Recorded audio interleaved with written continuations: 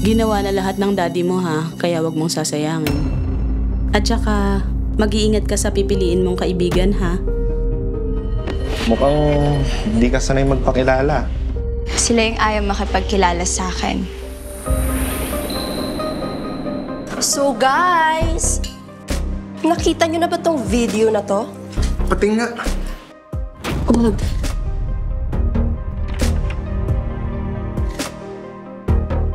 Hindi ka ba marunong kumatok? Ba't naman ako kakatok sa sarili kong kwarto? Kwarto ko to. Pwes, kwarto natin to. Ako si Lexie. Kailangan mo ang mas magkaroon ng kumpiyansa sa sarili mo. Ako na bahala sa'yo.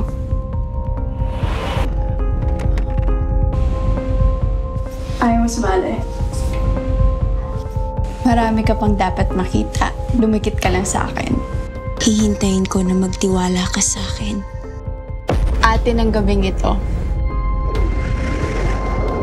Naniniwala ako na kapag gusto mo ang isang bagay, gustong gusto mo, mahanap at mahanap mo to. Ano bang gusto mong maging?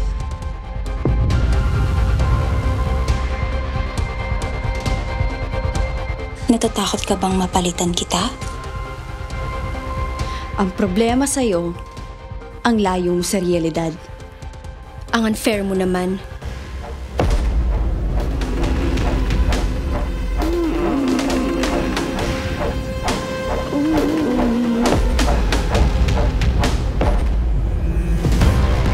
Saan ang guard? Kuya guard, may baliw dito! Sinishare natin lahat, di ba? Buhok, tattoo, kama.